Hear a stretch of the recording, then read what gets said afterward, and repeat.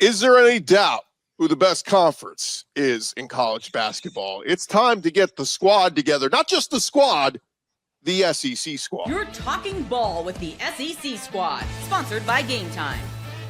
From Alabama to Tennessee, from Georgia to Oklahoma, from Auburn to Texas, it's the local experts of the Locked On Podcast Network bringing you scoops, breakdowns, and the most comprehensive preview of the upcoming SEC weekend.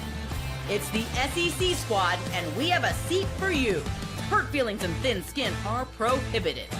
Squad up, you're part of the SEC squad. Yes, it is. Welcome into the SEC squad. Sit back, grab your favorite beverage, and join us as we get you ready for another wild week of SEC hoops action. Welcome into the SEC squad. Joining us this week, we got Stephen Willis, host of Locked On Ole Miss, Corey Burton, host of Locked On Vandy, Jimmy Stein, host of Locked On Bama, John Miller, host of Locked On Mizzou, and I'm Chris Gordy, host of Locked On SEC. And gentlemen, let's all just take a second and take a bow to honor the best conference in all of college basketball, and that's the SEC. A record 7 teams in the Sweet 16. I know they got 14 in, guys, but to get 7 into the Sweet 16 and survive in advance, making history. No conference has ever had this many teams in. I'll open it up. Most surprised you were of any of the upset wins or big wins this week? Arkansas. Yeah, Arkansas surprised me. Not surprising that Kansas lost because, Bill Self is, he's a master choke artist, but in the tournament. You're welcome, John. Arkansas, just one of those teams where, they get off to an 0-5 start in conference play, and you're like, okay, this team, Calipari's washed and all that stuff, and now they're making a run. So. Yeah, John Calipari, the big underdog, the Cinderella now. Does that not make you want to throw up in your mouth a little bit? Well, the funny thing is, Stephen A. Smith put it, there's them doing away with underdogs in the NCAA tournament is going to ruin college basketball forever. And there's literally a 10 seed in the Sweet 16. I think maybe too much is being made of, all right, because of NIL, it's just going to be the SEC and the Big Ten, maybe a couple of Big 12 schools from here. I think it's just a little too soon. NIL is not brand new. It's been around for 4 years before this season. Let's see what happens next year. Does the SEC get in 7 again, 8 again, 6 again? It could just be a one-off. I think it's halfway the truth. I think NIL has changed the landscape of college basketball, and we're seeing the results of that in the tournament. It's just a little too soon to say this is the way it's going to be from here on out.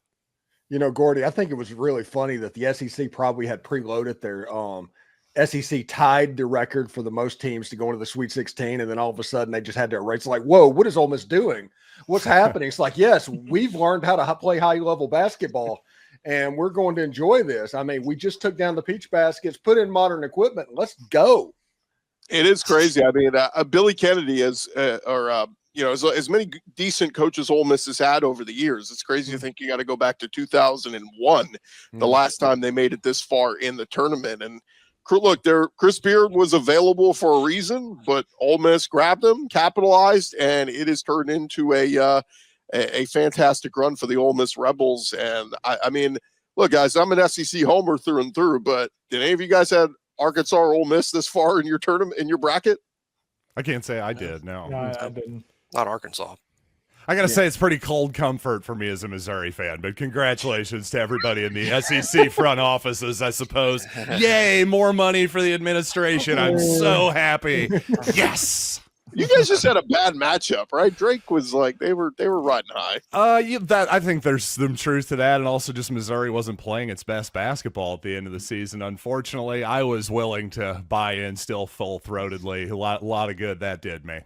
Yeah, I mean, Vanderbilt unfortunately came in on a 3-game skid, and the problems that plagued them throughout the season and all of their losses plagued them against St. Mary's. They had no presence in the paint, and that came back to bite them even when they got up by 12 points and they out-athleted St. Mary's. There just wasn't a whole lot they could do to answer for the post game, and they ended up losing. So I think it's an interesting topic Jimmy brought up, though, about the NIL day changing things. And it's interesting. Somebody was telling me Grant Nelson, Stephen, you talk. I got something in my eye. Oh, He's getting he's tearing up over there. He's getting emotional. Oh man, somebody maced Gordy. Gordy's This is terrible. upset. This is the Gordy's greatest moment in really the history of the podcast. By the way, I'm just going to Gordy's just really upset that LSU did not make it into the field. They were not. I think he is. I was going to say we're going to have to get all 16 in next year for Gordy to be truly happy. These conversations just kind of mess with him. If he wants me to talk about Grant Nelson, I guess I can talk about Grant Nelson for quite a while if y'all want. I was going to say I was ready for the Grant Nelson setup. But your point on NIL is, I think that there is a legitimate argument with the NIL discussion, and that is the fact that if a mid-major player like Walter Clayton at Florida shows out, Florida just goes down and gets him. It's not a situation to where when he's a senior at Iona, he's making a run in the NCAA tournament because he's a good player, because the transfer portal gave him an avenue to go from that mid-major to a high major. Now, there's some truth there. Now, You saw Drake, you saw Colorado State, you saw some performances of teams that could go off, and it wasn't a situation that mid-majors are more worthy or anything like that. I don't think they're gone. I just think they're going to be diminished a little bit because Florida's going to go get Walter Clayton.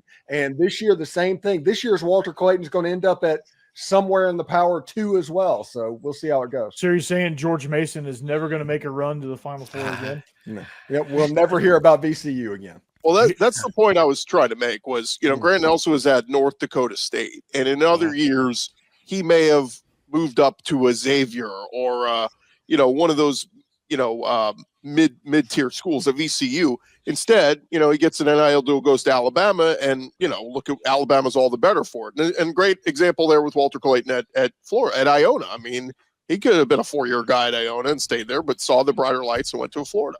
I think I even have a better example from Missouri. A guy who didn't play that much is the point. Is a guy Marquez Warwick, who was at Northern Kentucky the last few years, was actually the leading scorer in college basketball entering this season. Didn't really play all that much for Missouri this season. Maybe played 10, 15 minutes in the tournament. That's the type of guy normally who would be the best player on a Cinderella type of team. So I do think there's something that's a little bit lost there. And while it's just 1 year, it does seem like that trend does make some sense. Well, a question for you guys, I'll throw this out there. Like with college football, there's more parity because guys are, changing teams back and forth. Like Alabama's losing people to, Southern Miss, and then, they're Alabama's plucking guys from wherever, and things are just rapidly changing. And I can see the same thing happening for college basketball. Like just as much as Missouri can get somebody from Northern Kentucky, somebody from Arkansas might go to Iona, and you still kind of get that parity. It's just different, right? I agree. It's the same. It's the same point. 2 years ago, San Diego State's in the final. The last 2 years, UConn, who's not in the SEC or the Big Ten, has been national champions. I think it's too soon to say, all right, we'll never again see George Mason. We'll never again see Butler. We'll never again see San Diego State. We just saw them 2 years ago in the final. So, but I do think, as Corey's saying, I think we see where this is trending, and it's trending where these kids are all going to the places where they find the big pots of money. That's definitely the SEC and the Big Ten. The one thing that we need to pay attention to is the rev share component that's going to happen at the end of the summer. And the schools in the Big East, the St. John's, the non-football playing members, all of a sudden they can invest all the money into the basketball program and not as much money. They don't have to worry about a football component. We'll have to see how that looks. Yeah. So we could see a situation where Madison Square Garden in the Big East tournament becomes the thing again.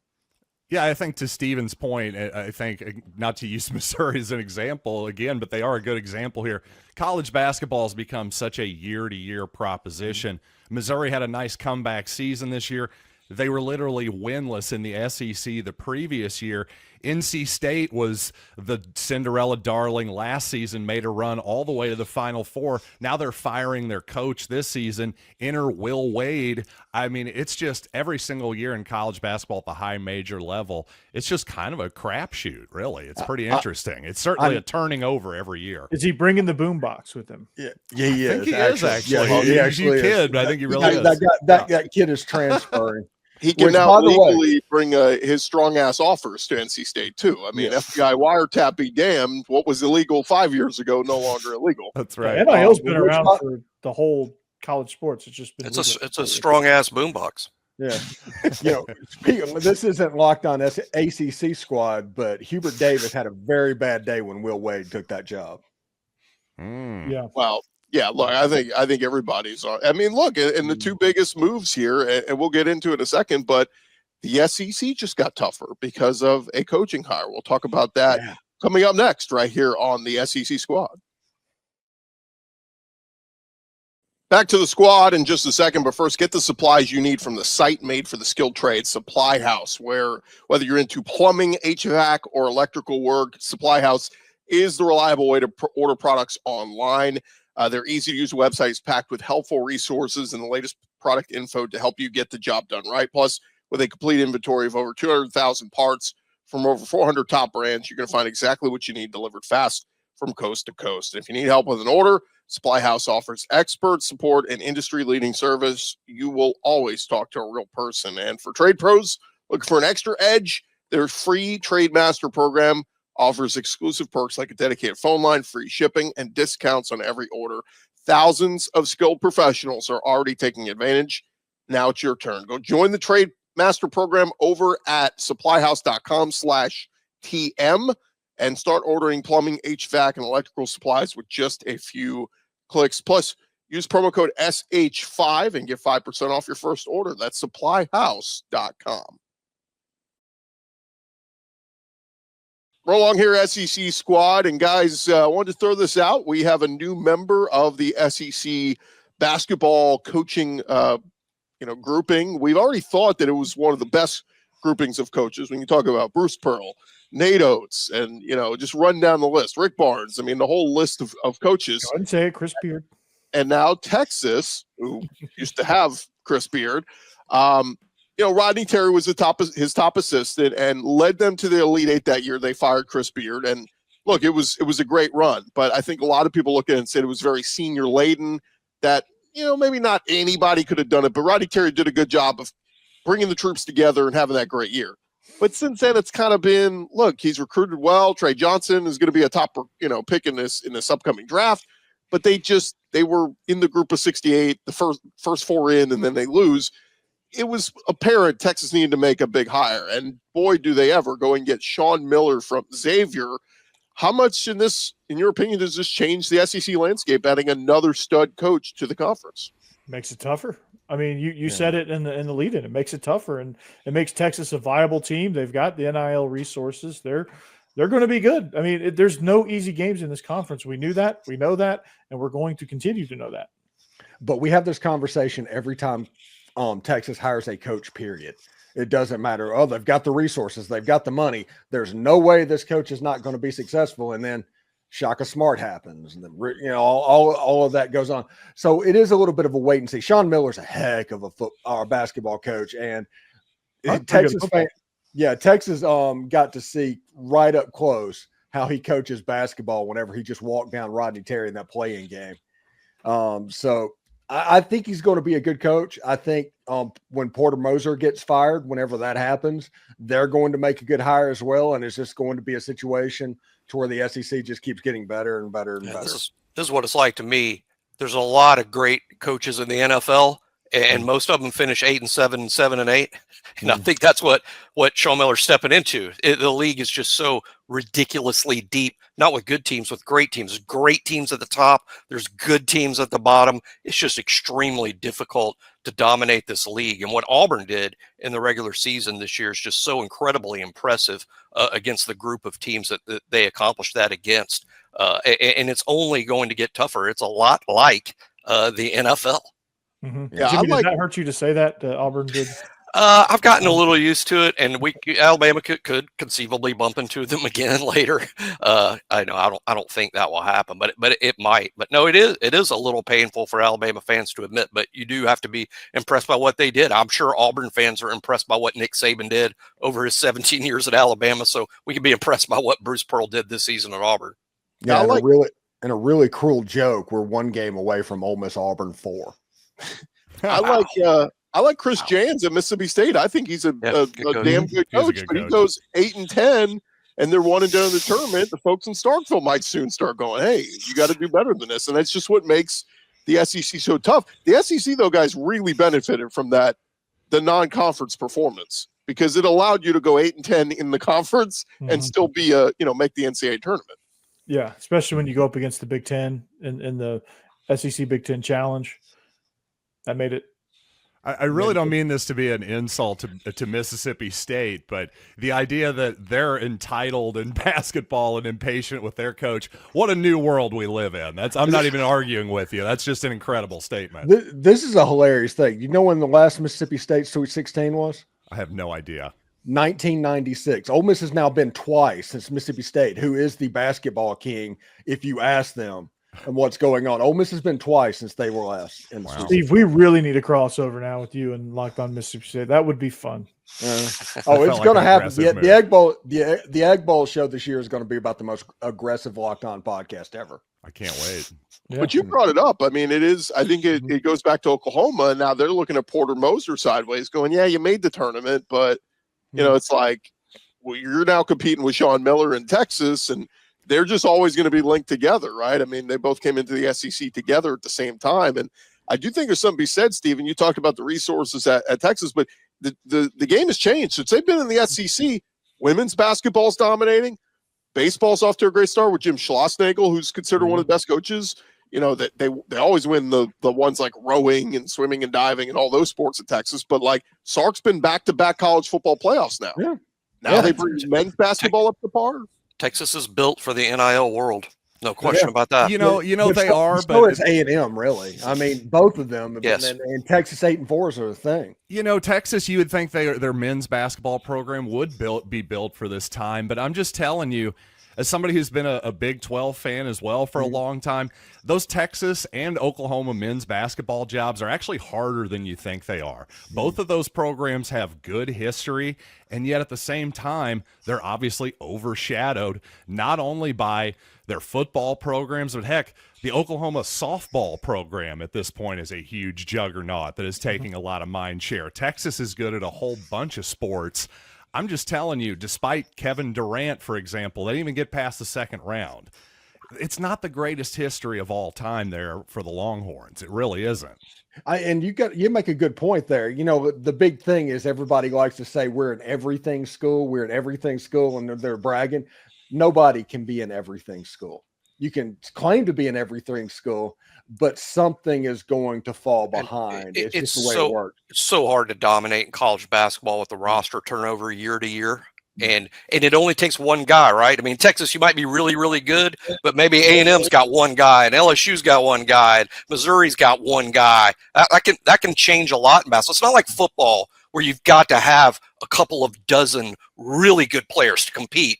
In basketball, one or two can make a massive difference. Totally. Mm-hmm. Yeah, no doubt. And then you have teams like this Auburn team that have the number one guy, Jani Broom, but even when he was out, I mean, the supporting cast stepped up, and they were that good. And then you think of years ago, remember LSU had Ben Simmons, the number one recruit in the world, and then he comes there, they miss the tournament. So sometimes they don't live up to the hype. Sometimes the supporting cast around them looks better. One more thing on this topic, guys. Do you think any other? We talk about Texas firing Rodney Terry. Do you think any other coaches? Sounds like LSU gave the vote of confidence to Matt McMahon. South Carolina sounds like they're going to stick with their guy. Like, any other coaches you think in danger of being fired this offseason? No, I mean, unless Georgia is unless they're done with Mike White, which I don't think they are, but they shouldn't be. That would be drastic. I mean, he's improved that team. Yeah, that team that'd be drastically stupid. Yeah. That team was garbage when he took right. What that team is, the NCAA tournament, everybody likes to play the conference game in the NCAA tournament, but the reality is that tournament can take a young team and embarrass them if they're not ready for that stage. And that's what happened to Georgia. They had a bunch of underclassmen and freshmen going there trying to take on, was it Gonzaga in the NCAA tournament? Yes. The wildly underseeded Gonzaga. Yeah. It's a young team. Yeah. Georgia went out there and they got blown out and they didn't shoot very well, but when Ole Miss back in 97, the first time they made it into the tournament, really, they get in there, they're excited. They have to play Temple and John Chaney with that matchup zone defense and all that. And next thing you know, Ole Miss is down by 35 points in the NCAA tournament. It's like, thanks for coming. It just happens. Yeah. It's just a rite of passage for a young team, But they'll be fine. That, if they can keep that group together, they'll be fine. Lamont Paris, by the way, made the tournament last year at South Carolina. So, he misses it this year. I'm sure you get a pass this year. Let's see what you do next year. It'll be tough, though. I don't know. The SEC is probably not going to be as dominant next year. So, and when you've got the women's basketball program that they have, that's a real thing. They have real interest there in that program in that city. So, I mean, it does take mind share away from the men's program. Yeah. What did Dawn Staley just make her 12th Sweet 16 or something? I don't know. Something crazy. It's insane. She's been incredible. Didn't she play at LSU? No. No, she didn't. No. Where did she play basketball? Where did she play college basketball? South Carolina, didn't she? I don't know. I don't know what you're not getting sure. at here, I gotta be honest. Okay. I'm going to look it up. I had to ask the question. Dawn Staley played at Virginia. That's where she Virginia. was. Okay. I told you guys, Virginia. I knew it wasn't South. Wow. I knew it wasn't South Carolina. Yeah, because Just stumped me on the trivia there. Jeez, put me on the spot. Yeah, well done. Good call, Chris. All right. I'm still picking her to win the women's side. Yeah. All right, when we return here, we'll talk about the upcoming matchups and who we like to move forward here from the SEC. More squad show in just a second, but first, have you ever checked your bank account and wondered, where did all my money go between dining out, online shopping, entertainment? It's easy to lose track, and that's where Monarch Money comes in, your personal CFO, giving you full visibility and control over your finances. And Monarch Money is not just a budgeting app. It's a complete financial command center. You're going to track all your accounts, investments, spending in one place, so you stop just managing your money and start building wealth. When you start using Monarch, you realize just how much you're spending on food delivery or some of those apps and subscriptions that you got out there. Managing your money with your partner is smoother than ever. You can track shared and personal accounts, set goals, and stay on the same page without the stress. Go take control of your finances with Monarch Money and use code LOCKEDONCollege at monarchmoney.com. That's going to get you 50% off your first year. That's Monarch Money, MONARCH, money.com, code LOCKEDONCollege for half off your first year. All right, guys, let's get into it. SEC squad rolling along here. We talked about 7 SEC teams moving on. Let me just throw it out there. We'll start with the Thursday games. BYU, Alabama, Maryland, Florida, Arkansas, Texas Tech. Who do we like out of that grouping? Florida. Florida. Florida for sure. Florida against anybody but the Oklahoma City Thunder right now. I mean, they're just playing extremely well. No doubt that's a good matchup for them. And what's not a good matchup until maybe they reach the final against a Duke. I do think Maryland has a legit shot against Florida, though. That's a pesky defense and the type of team that can knock Florida out, I think. But, yeah, obviously I have to favor the Gators, especially, man, Walter Clayton, the way he closed that previous game. Hard to not favor them right now. Yeah, I had somebody tell me, they said, what if Florida just played their toughest game of the tournament? And it's possible. Sometimes that happens in the second round. That can be your toughest game. Yeah. That was 35 minutes of UConn playing perfect basketball, and the 5 minutes that they kind of slipped, Florida got them. There was and that is playing Florida. Championship DNA is still a thing, and there's just championship DNA in that UConn makeup. 30 years ago, UCLA won the championship, second round. Tyus Edney hit a buzzer beater to beat, yes, Missouri. I brought him up again. That was in Boise, I do believe. It indeed was. Good memory. Yeah. Remember back when they actually had the colorful courts and kept the courts? You can actually remember that. Now they just have these generic courts, and it's like, where's the game? Oh, Mars, who cares? It all looks the same. It's terrible. It's terrible. Every channel I put on, I say, wait, what game is this? The courts are all identical. It doesn't matter. What they need to do is they need to bring the Big 12 tournament court in. And No. Okay, I draw the line there. Maybe the NCAA knows what it's doing. Jimmy, do we feel good about the matchup against BYU? It feels like they've kind of been a little Cinderella run that's going to come to an end here. Yeah, BYU's been playing really well lately. I mean, the record over the past 8 or 10 or 12 has been really impressive, but Alabama's matched up really well against teams that play like BYU. It's a little bit of a mirror image here. BYU plays a real similar style to Alabama, similar style to maybe even Kentucky, who Alabama beat 3 times this season. So I like the stylistic matchup with BYU better than I like the stylistic matchup with St. Mary's. However, Alabama gets past BYU. If they do, Duke is next. And the question will be asked on Locked on Bama if that happens. As good as Alabama's been, is Alabama good enough to beat Duke. You find out if you can get past a high-scoring BYU team. Yeah, the winner of this game is going to be in 3 digits. You're going over 100 in this game. It could easily be a 100 to 95 type game. Mm-hmm. Yeah, I want to see that Bama Duke game. Would be one for the ages, possibly.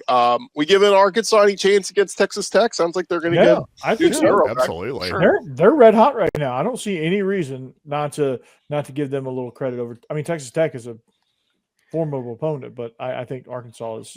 When they crank up their defense, they've got the athletes to completely just envelop you. And they're so long and all that, and they can cause all kind of problems on Texas Tech. I like the Red Raiders and what they do, but Arkansas right now, that's going to be a tough contest. This might be a wrong team favored type situation. You have to like Calipari's experience there in that game too. What about Friday? We get Ole Miss, Michigan State, the 6 versus the 2. We get Kentucky versus Tennessee. So one SEC team will be eliminated, but one SEC team guaranteed an Elite 8 spot. And then Michigan, Auburn. Who do we like out of that bunch? Auburn, Auburn. Tennessee, and I like Ole Miss against Michigan and Old State. Mississippi. If Ole Miss plays like they did the first weekend, they'll beat Michigan State. Michigan weirdly has 2 former Alabama players and 1 former Auburn player on their roster. That's crazy. Yeah.